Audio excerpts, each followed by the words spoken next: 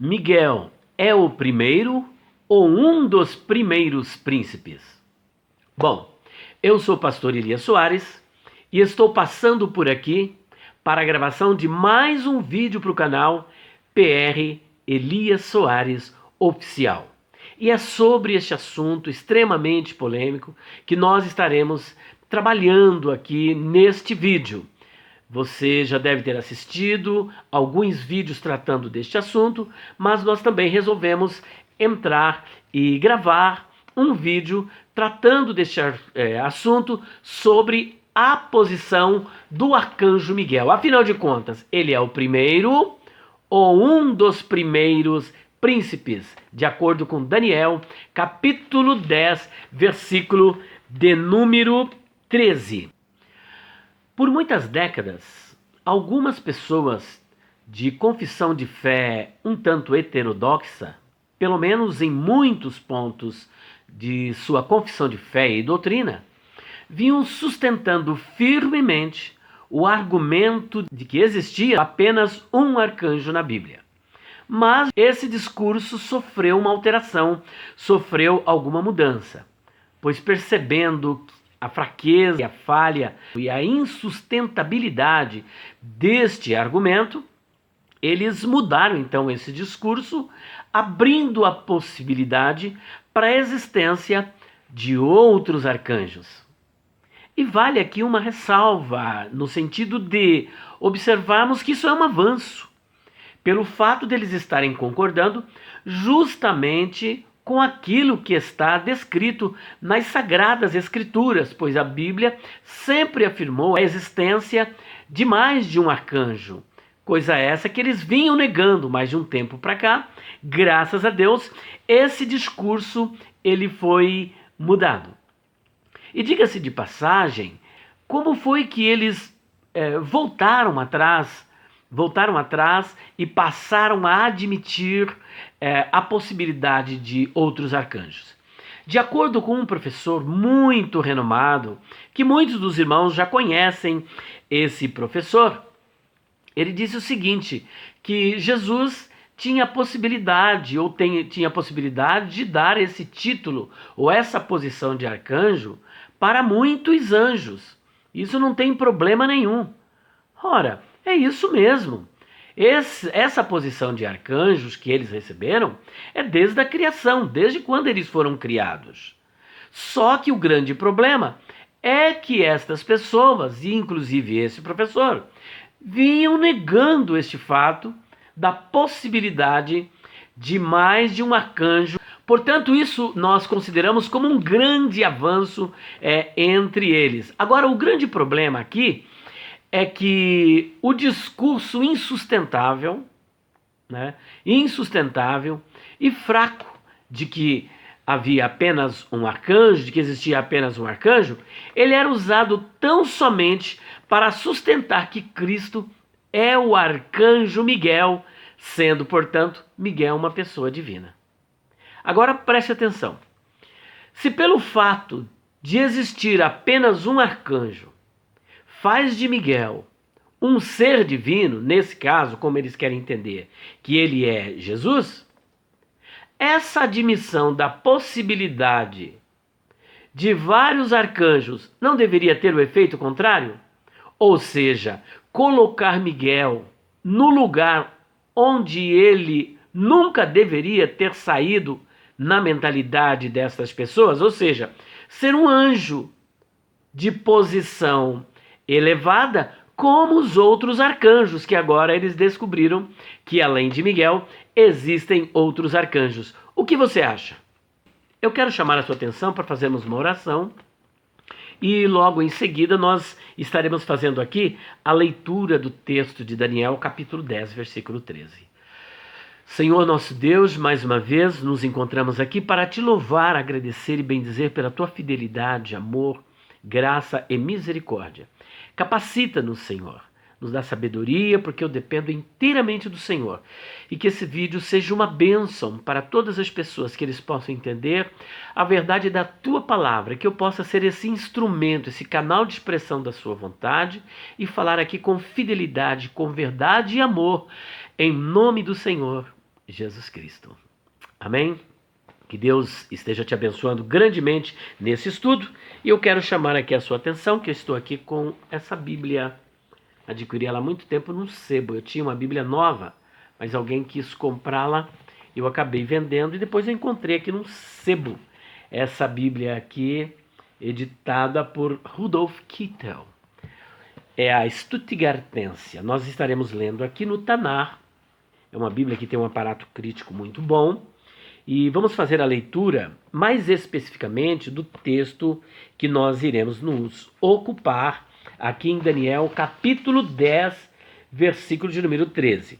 Bom, a leitura aqui de Daniel 10, 13 diz o seguinte: Vechine Michael Achadi Hasarim Harishonim.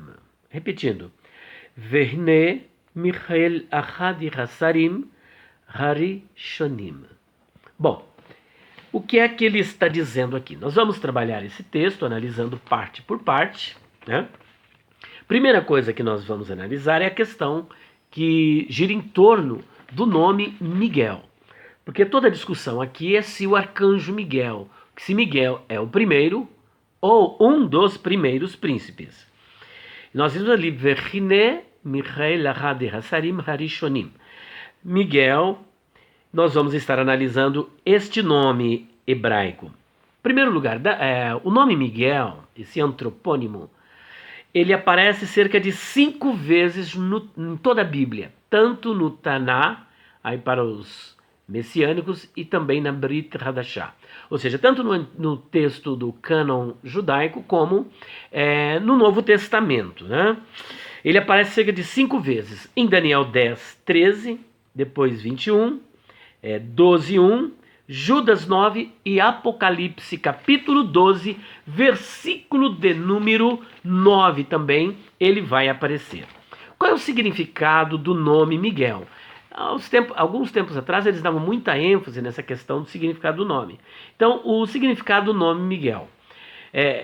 Miguel é quem é como Deus, que vem de mi, quem, mas Ra, como, e El, Deus. Michael, portanto, quem é como Deus, quem é semelhante a Deus ou quem é igual a Deus.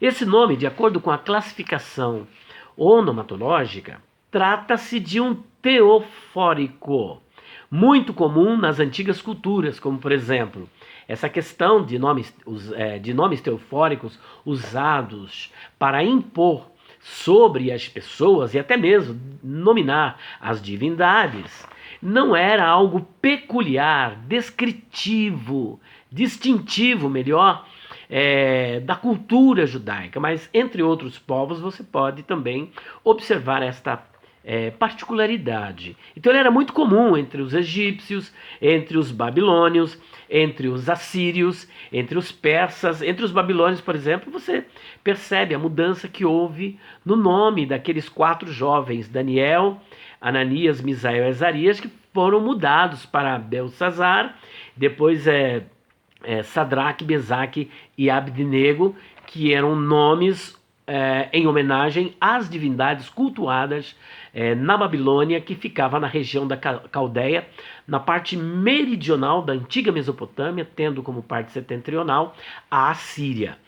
Então você tem também entre os persas, entre os gregos, hebreus, como já dissemos, e até mesmo entre os povos germânicos, essa questão de glória, de poder, de honra, de exaltação e a ligação às divindades estão muito presentes. Esses são nomes chamados nomes religiosos, né? Porque os nomes eram derivados da fauna, da flora, do reino mineral, circunstâncias de nascimento, questão religiosa. Então todas estas circunstâncias, essas situações acabavam sendo fontes de geração de nomes próprios, de antropônimos. Então nós temos aqui, por exemplo, Michael ou Miguel, e numa forma transliterada Micael, como um nome teofórico, que vem, essa palavra teofórico vem do grego theos, alguns pronunciam assim, né? Theos, que é Deus, mas forel, um verbo que dá a ideia de trazer. Logo, o nome teofórico é aquele que traz um elemento divino, que traz para si a divindade. Essa peculiaridade toda, a gente estuda na área da linguística e mais especificamente na onomatologia, que é a ciência que estuda os nomes de um modo geral em toda a sua particularidade. Agora, dentro deste mesmo arcabouço que nós estamos aqui perscrutando, nós temos uma questão dentro do estudo da onomatologia, que é um desvio chamado onomatomancia. E eu quero chamar a atenção porque nós não devemos enfatizar essa questão sobre o significado dos antropônimos, né, ou dos nomes próprios de forma demasiada, porque podemos incorrer no perigo de acabarmos exercendo uma prática esotérica, mística, cabalística, chamada onomatomancia. Então, para não cairmos nesse misticismo, nessa superstição, devemos tomar muito cuidado, porque do ponto de vista, a ênfase no significado dos nomes está mais ligado à questão dos teônimos, né? Os teônimos, que vêm de theos, que é Deus, mais onomá, que é nome. Logo, essa ênfase recai mais sobre os elementos, os nomes divinos, os antropônimos divinos, que na onomatologia são chamados, classificados como teônimos, ou seja, os nomes de Deus. E isso a gente vai observar daqui a pouco em alguns nomes de Deus, mas antropônimos, por exemplo, quando você quer dar muita ênfase, você pode incorrer em vários erros, porque, como eu disse no princípio, esses nomes podem ser derivados de várias circunstâncias de nascimento, questão religiosa, ou questão de uma característica física, de uma doença, por exemplo, Malon, Quilion, doente, olha só, doente. Outros nomes, por exemplo, que eu até selecionei aqui, que vem de Kelev, que é Caleb. Caleb significa cão, cachorro. Zeruia, por exemplo, significa leprosa. Ora, se formos enfatizar, então toda mulher com o nome de Zeruia tem que ser leprosa, e toda pessoa com o nome de Caleb, tem que ser um cachorro. Priscila, por exemplo, que é uma forma hipocorística, ou seja, aquela forma de carinhosa, de afago com que tratamos os nomes das pessoas, como por exemplo, Zezinho, Davizinho e tantos outros diminutivos que recebe esse afago, que são assim, na língua grega chama de hipocorísticos, né? Ele é um hipocorístico de Prisca, que é o nome real, Prisca. E Prisca significa velha, antiga. Será que toda Priscila é velha? Toda Priscila é antiga? Um dia vai ficar velho, como todos ficam velhos. Mas isso não tem nada a ver com o nome. E nós podemos cair numa superstição. Por exemplo, nós temos na Bíblia o nome de um dos filhos de Davi, que era Absalão. E Absalão, o significado etimológico, que vem de Av, partícula que significa pai, e Shalom, que é paz. Logo, nós temos aqui Absalão, o pai da paz. Mas não sabemos quem foi esse jovem e qual foi o seu fim. Então não tinha nada a ver com o nome dessa pessoa. Existem várias pessoas com nomes cujos significados são expressivos, lindos. Nossa, que nomes! Mas quando você vai analisar o comportamento, a vida, o caráter dessas pessoas, nada tem a ver com o significado dos seus próprios nomes. Portanto, dar ênfase a essa questão, podemos incorrer em erros, e eu posso aqui enfatizar. Corá, por exemplo, que a gente em algumas traduções vem como Coré, significa calvo, careca.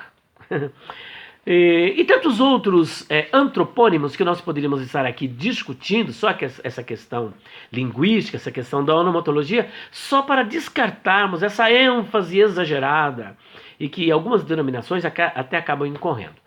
Mas no que diz respeito aos nomes bíblicos, por exemplo, aos teônimos ligados ao texto bíblico, é importante nós salientarmos. Inclusive, um grande autor chamado Mackintosh, ele chega a dizer o seguinte, que a variedade dos nomes por meio dos quais Deus se manifesta estão diretamente vinculados às necessidades das pessoas com as quais ele está em relação. Ou seja, de acordo com a dificuldade ou a necessidade da pessoa, Deus se manifestava com o nome, porque os nomes, os teônimos, os nomes de Deus, revelam traço do seu caráter.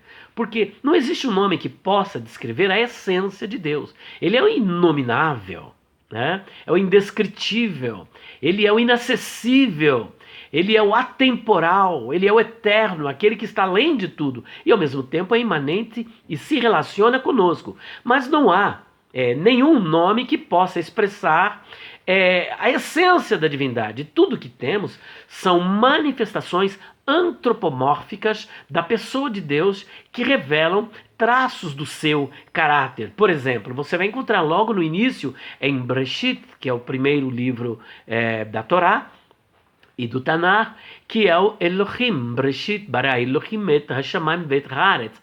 Então você tem ali o nome Elohim. Alguns judeus veem esse nome como uma manifestação da Trindade. A maioria não vê esse nome como um plural majestático, né?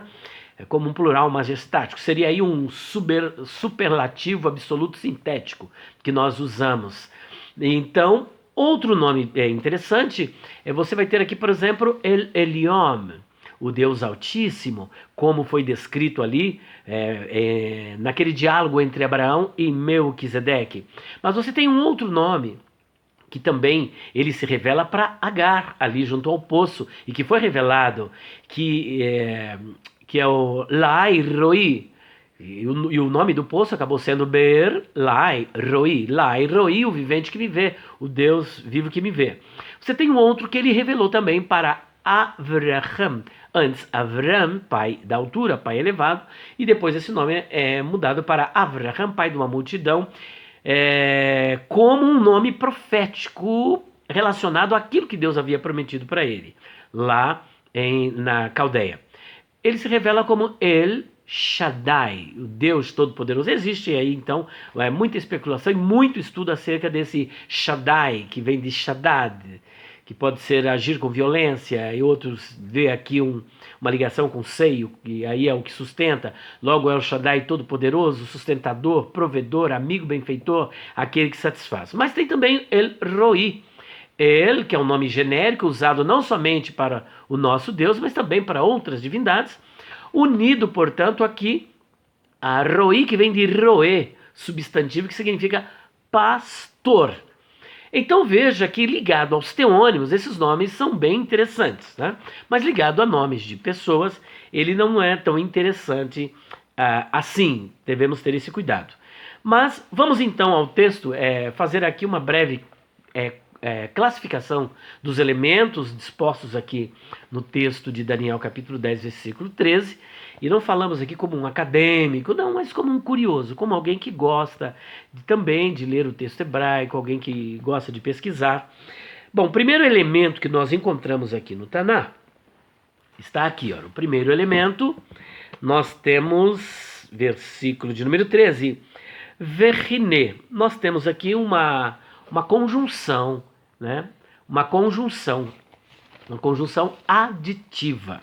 Temos aqui no V uma conjunção, mas logo depois você tem aqui riné, que é uma partícula deítica ou demonstrativa. Essa partícula deítica ou demonstrativa, riné, ela chama a atenção, por exemplo, para a pessoa, objeto, fato ou ação. Então, a sua finalidade é chamar a atenção. Ela também identifica o quê? A pessoa de quem se quer falar, de quem estamos a falar. Neste caso, por exemplo, Michael, que em algumas traduções está escrito aqui Miguel, né? Um substantivo próprio, Michael, que diga-se de passagem, nós temos cerca de 11 personagens na Bíblia com este nome. São 11 personagens que nós encontramos no Taná com esse nome de Michael. O nome deveria ser, como já disse no início, Micael e não Miguel. Porque nós temos 11 personagens com este nome E a transliteração de todos esses nomes é Micael. Aparecem no Taná como Micael. Só que aqui no livro de Daniel, mais especificamente, que faz da terceira divisão do Taná, nós temos aqui Miguel. Não sabemos o porquê colocaram Miguel, mas esse nome não condiz com a transliteração do texto Michael. Então veja que o nome deveria ser Micael e não Miguel.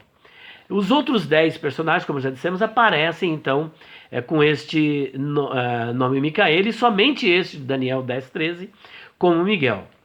Agora, o próximo elemento que nós vamos aqui analisar, nós já lemos aqui Verine Michael, já vemos aqui Michael, a etimologia do nome, o significado. Agora nós temos aqui um adjetivo que, a bem da verdade, é um numeral, mas os gramáticos, por uma convenção, descrevem esse errad como sendo um adjetivo que pode aparecer um adjetivo absoluto ou construto. Nesse caso aqui, por exemplo, nós temos um adjetivo, errad. Ele é cardinal ou ele é ordinal? Essa é a grande questão para nós chegarmos à conclusão se Miguel é o primeiro ou um dos primeiros príncipes. Bom, em primeiro lugar, o adjetivo errad, ele aparece cerca de mais de 700 vezes no Tanar, em todo o Tanar, mais de 700 vezes. Alguns chegam a estimar até que mais, mas até onde nossa pesquisa alcançou, cerca de pouco mais de 700 vezes ele aparece no Tanar. E é curioso que dessas mais de 700 vezes, mais de 500 vezes ele está no masculino, entre absoluto e construto, mais de 500 vezes. E mais de 180 vezes ele vai aparecer no feminino. Agora vejam só, dessas mais de 500 vezes que ele aparece, por exemplo, aqui, no masculino, apenas, eu quero enfatizar isso, apenas 22 vezes ele está no construto. Apenas 22 vezes ele está no construto. E isso aqui é muito importante, é muito relevante. Por quê? Pois dessas 22 vezes no masculino construto, nenhuma só vez ele aparece como ordinal, ou seja, como ordem, posição, mas apenas como cardinal, ou seja, 1, 2, 3, essa seria a questão do cardinal, e não como primeiro, segundo, terceiro. Então, dessas 22 vezes no masculino construto, nenhuma só vez ele aparece como ordinal, ou seja, como primeiro. Todas as vezes como um. Agora, por quê? Somente aqui no texto de Daniel, capítulo 10, versículo 13. Ele seria ordinal, seria primeiro. Então, enfatizando, como masculino absoluto, ou melhor, como masculino construto, apenas 22 vezes. E nenhuma você vai encontrar no texto do Taná escrito como primeiro. No masculino construto, não aparece nenhuma só vez como primeiro, mas apenas como um. E isso eu penso que é relevante, é muito importante, é muito interessante para nós continuarmos a aprofundar a nossa pesquisa. Um outro ponto muito importante que eu gostaria de destacar é que além de sempre indicar quantidade e nunca ordem, isso no masculino construto, e nunca indicar posição, ele nunca é usado no Taná para indicar algumas coisas. Por exemplo, posição de destaque como honra, glória, superioridade relacionado a uma pessoa. Quando se queria destacar alguém, dando-lhe posição de superioridade, que mais? De glória, de honra, de fama e exaltação, o hebraico usa 3 vocábulos, que são 3 adjetivos. Nós temos, por exemplo, Rosh, no singular, ou Rishonim, no plural, que neste caso pode significar primeiro ou primeiros, né? E além disso, a posição aqui no caso é cabeça, chefe, líder, o primeiro no sentido de destacado, de alguém que está por cima, que é um maioral, alguém poderoso. Então, Rosh, cabeça, chefe, líder, etc.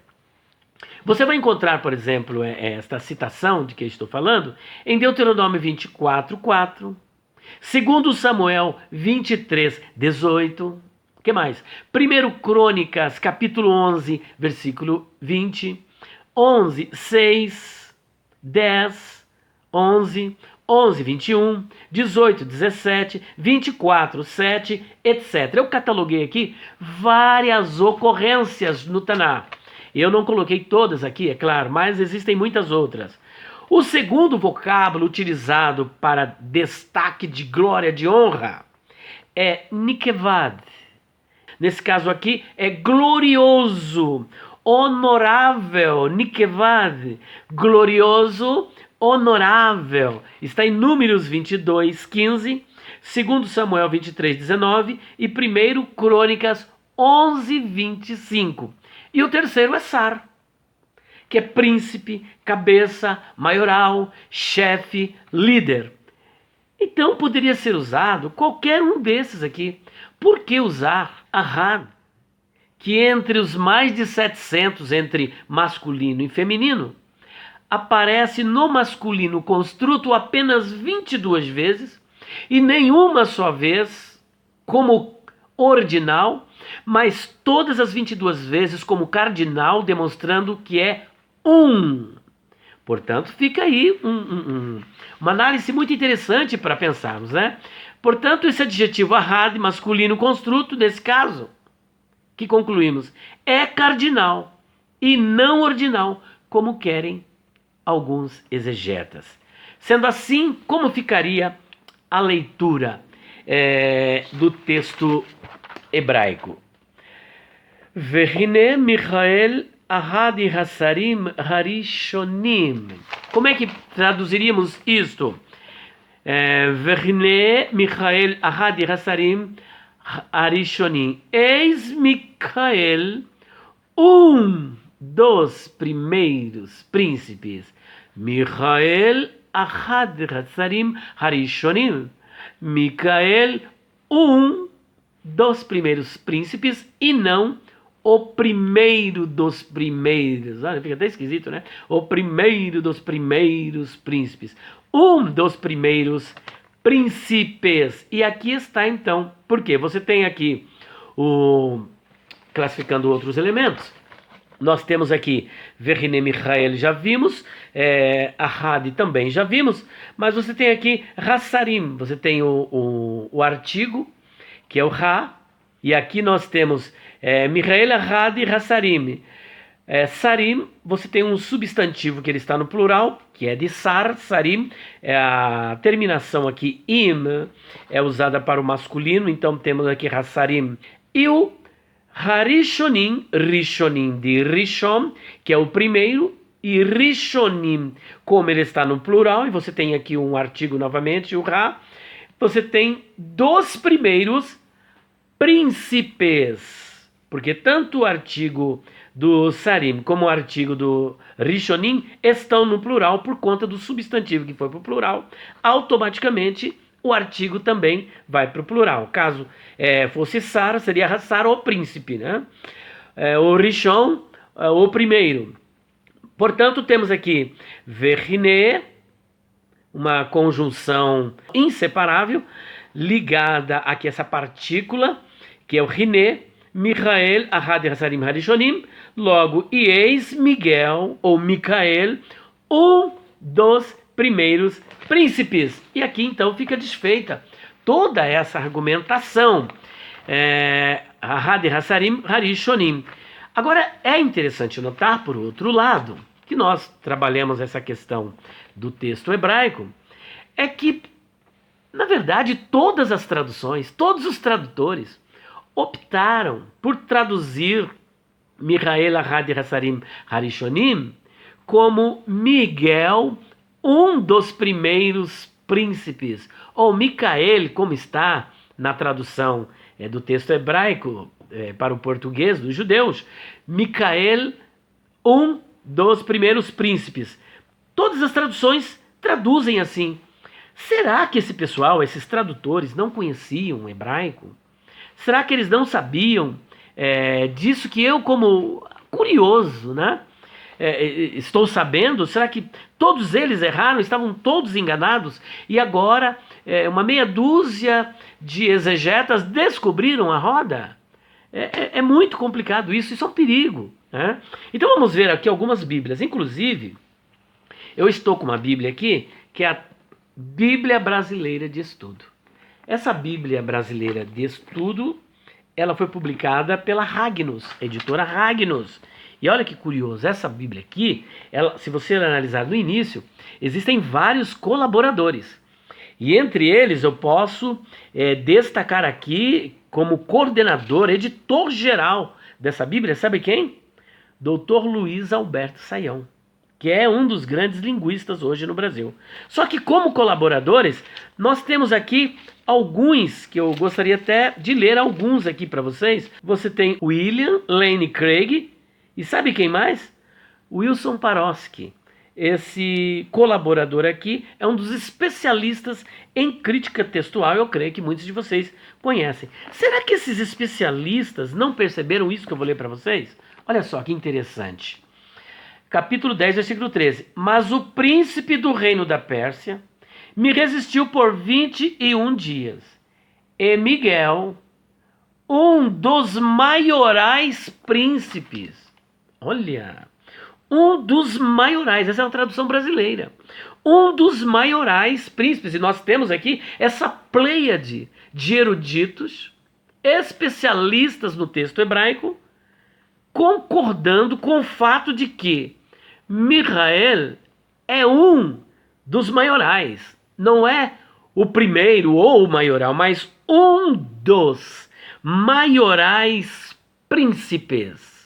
Não é interessante isso? Um dos maiorais príncipes. Vamos para uma outra tradução. Então ele coloca aqui ele traduz então o adjetivo had como um e não como primeiro, como quer fazer entender alguns exegetas, com todo o respeito ao trabalho, ao academicismo de cada um de vocês, né?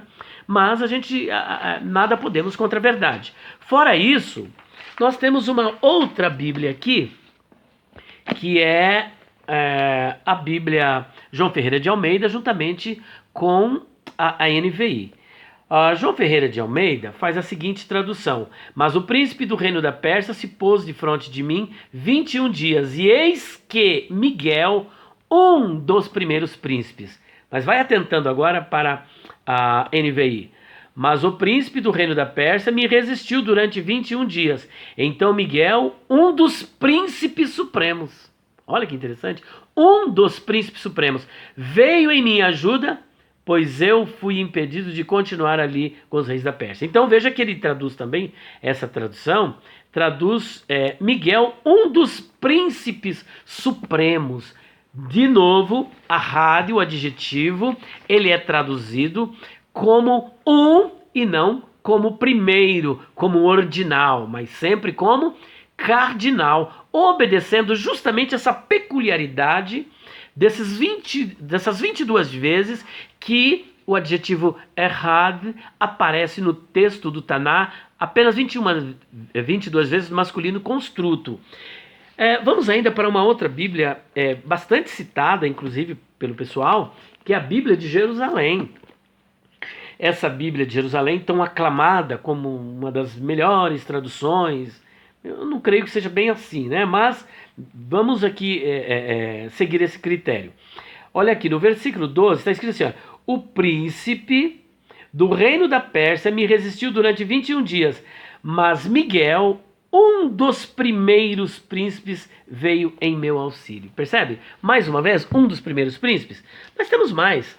Nós temos aqui, do David Stern, a Bíblia judaica completa. A Bíblia judaica completa. Está vendo aí a menorá que está aqui essa Bíblia judaica completa, em Daniel capítulo 10, versículo 13, ele traduz da seguinte maneira: o príncipe do reino da Pérsia impediu-me de vir por 21 dias, mas Mihael, ele translitera aqui do hebraico justamente como é, mas Mihael, um dos príncipes notáveis. Percebeu? Um dos príncipes notáveis. Será que faltou também a David Stern o conhecimento da língua hebraica, ele sendo ele um judeu, nos trairia com uma tradução como essa, que condiz com toda essa realidade dessas outras traduções? Então perceba, Mihael, e ele traduz certinho aqui, né, transliterando, um dos príncipes notáveis. Vamos para mais uma tradução? Olha, eu vou pegar agora aqui uma tradução que a gente considera espúria, porque essa daqui é a tradução espúria, é a nova tradução, é a tradução do Novo Mundo das Escrituras Sagradas, das Testemunhas de Jeová. Nem eles fazem essa tradução que esses exegetas querem. Olha, na tradução da Testemunha de Jeová tá assim, olha que interessante. Gente, preste, até a Testemunha de Jeová é contra. E eles que não acreditam que Miguel é apenas um anjo, eles acreditam que Miguel também é Jesus. Você sabia disso? Eles acham que Miguel é Jesus, mas nem eles fazem aquela tradução. Olha como que eles traduzem. Mas o príncipe do domínio real da Pérsia opôs-se a mim por 21 dias, e eis que veio ajudar-me Miguel, um dos mais destacados príncipes. Para tudo. Um dos mais destacados príncipes. Testemunha de Jeová. Nem eles. Olha só que interessante. Mas tem mais, não parou por aí. Tem uma que é bem aclamada. De vez em quando aparece aí um professor na televisão falando sobre esta Bíblia. NVT. Tá vendo? Nova versão transformadora. É assim, né? Quando eles têm uma tradução que condiz com aquilo que eles querem que seja, então eles aclamam aquela tradução. Quando fala contra, eles já vão descartando, vão mudando, mas ela sempre aparece no vídeo aí de um professor, essa tradução aqui. E vamos ver como é que é traduzido aqui. Vamos lá, versículo 13, Daniel 10, 13. Por 21 dias, porém, o príncipe do reino da Pérsia me impediu. Então Miguel, um dos príncipes mais importantes. Como é que é? Um dos príncipes mais importantes. Olha só que interessante. E como última tradução, eu quero trazer uma outra também muito aclamada, que é a Bíblia Tradução Ecumênica. É a TEB, também aclamada. Vamos ver como é que é essa TEB? Então nós procuramos trazer as traduções mais aclamadas, né? Pelo pessoal. Capítulo 10, versículo de número 13. Depois você pode conferir em outras traduções aí também, tá? 10, 13. O 10, 13 está escrito assim, ó. O príncipe do reino da Pérsia se opôs a mim durante 21 dias, mas eis que Miguel, um dos príncipes da primeira ordem. Como é que é? Eis que Micael, também traduz aqui como Micael, um dos príncipes da primeira ordem. Tá vendo? A TEB. Agora, para fechar, eu não poderia deixar de apresentar isso aqui para vocês, ó. Comentário Bíblico Adventista do Sétimo Dia, volume 4, de Isaías a Malaquias. Sem contar que a senhora Ellen White, em pelo menos 2 de suas obras, ela faz alusão a arcanjos. Anjos e arcanjos louvam, exaltam o nome do Senhor. Inclusive, eu não me lembro o número, mas existe um hino no Inário Adventista onde as pessoas estão cantando e louvando, convocando os arcanjos. Anjos e arcanjos. Até no Inário Adventista tem a questão de arcanjos.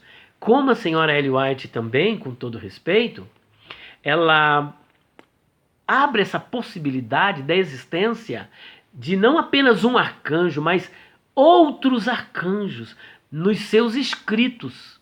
E também no Inário Adventista, você procura lá, que é o Canto dos Arcanjos.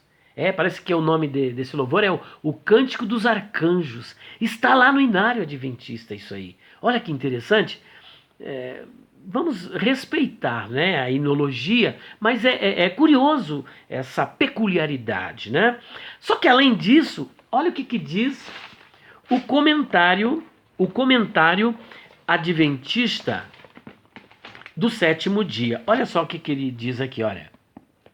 Miguel, do hebraico Michael ou Micael. Literalmente, esse comentário que eu estou apresentando é um comentário em espanhol. Se le gusta a usted hablar espanhol, entonces, mira, aqui ele é em espanhol, Miguel, do hebraico Michael, literalmente, quien como Dios. Quien como Dios. Muy bien. Aquí se lo describe como uno de los principales príncipes. Gente, eu vou repetir isso. É demais. Ó. Aquí se lo describe como uno de los principales príncipes. Olha que interessante. Um dos principais príncipes. Não sei se vai dar para você ver, mas eu cheguei até a grifar aqui, ó. É aqui, ó. Olha lá. Tá vendo? Tá todo em espanhol escrito aí. Então, o próprio comentário adventista traduz assim, olha. Miguel, do hebraico Michael, literalmente, quem como Deus, ou seja, quem é como Deus. Aqui se lo describe como um de los principales príncipes, ou seja, aqui Miguel é descrito como um dos principais príncipes, um dos mais destacados príncipes, um dos primeiros príncipes, e não o primeiro. Bom, agora nós temos o testemunho, primeiro da Bíblia Sagrada, do texto hebraico, dos eruditos acadêmicos, dos exegetas, dos tradutores, da senhora Ellen White e do próprio comentário adventista do sétimo dia. Meu querido, eu não sei, vê com quem você quer ficar, com que tradução você quer ficar. Com essa pleiade de eruditos e contando com esse comentário adventista do sétimo dia e também com o testemunho da senhora Ellen White, ou com estes exegetas que estão, então, fazendo uma tradução como sendo o primeiro. Então veja que com tantos especialistas na língua hebraica, aramaica e grega, que traduziram como um dos principais príncipes, um dos primeiros príncipes, quando poderiam ter traduzido como